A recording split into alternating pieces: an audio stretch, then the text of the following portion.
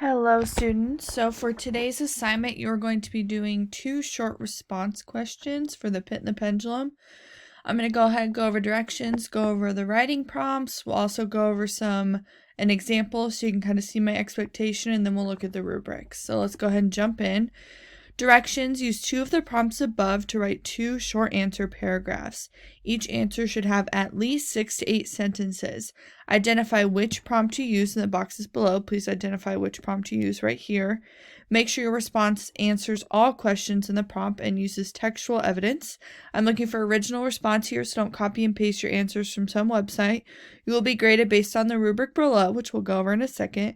Make sure you use textual evidence in your answer, so quote or refer to specific passages. So let's go ahead and look at our writing prompts. So, writing prompt 1, how does Poe use literary elements to create suspense? Use textual evidence to support your answer.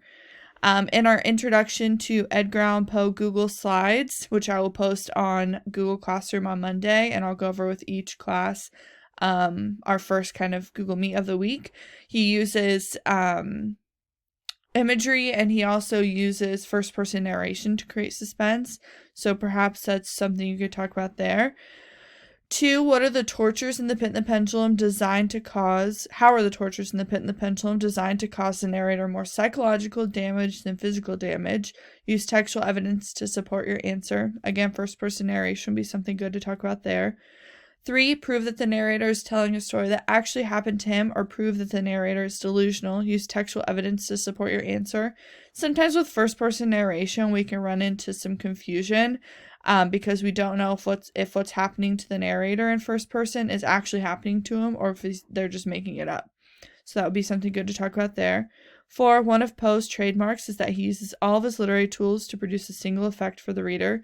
What is the effect given by this story? Use textual evidence to support your answer. And then 5, there are many references to hope in this story. According to Poe, is there hope? Use textual evidence to support your answer. So let's go ahead and jump down to our example.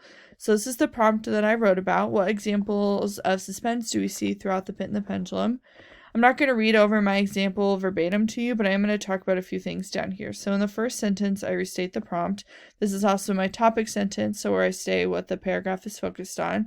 Here I say, throughout Poe's short story titled The Pit and the Pendulum, he created suspense in many ways.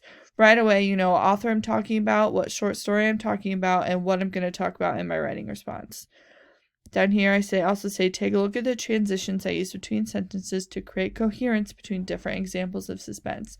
You want to have transitions in paragraphs, and right here I say specifically and additionally, which are 2 really great transitions. Also, in addition, look at how I include textual evidence. You must lead into your quote.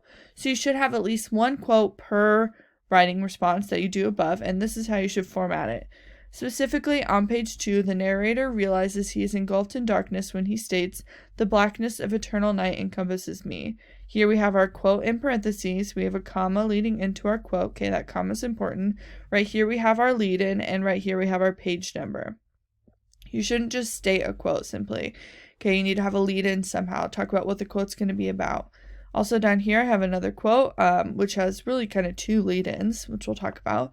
Additionally, the most suspenseful part of the Pit and the Pendulum was the slow descent of the razor-sharp pendulum. When the narrator talks about the pendulum on page 5, he mentions it was appended to a weighty rod of brass, and the whole hissed as it swung through the air. Again, page number here, comma leading into the quote, and then 2 lead-in sentences, really 1.5, that talk about what the quote is going to be about. So these are all important things that you need to have in your writing response. So let's go ahead and talk about the rubric. This assignment is worth 18 points as a whole, and each response is worth 9 points each.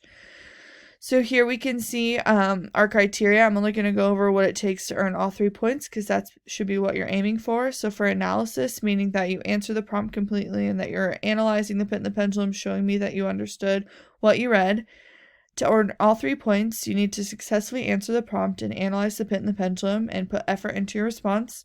For textual evidence, in order to earn all 3 points, you use textual evidence in your writing response to support your reasoning. Again, you use a quote and a page number down here, like I stated in my example. And then textual evidence is formatted correctly, meaning that you have a lead into your quote with a page number. And then length and grammar. A student successfully answers the prompt in 6 to 8 sentences. There are little to no grammar errors and responses easy to read. So, as always, please let me know if you have any question for your 2 responses. Make sure you're referring to the Pit and the Pendulum, having those important quotes, and take a look at the introduction to Google Slides if we haven't gone over that yet. That is available to you on Google Classroom. As always, email me if you have any questions, and have a good one. Bye, guys.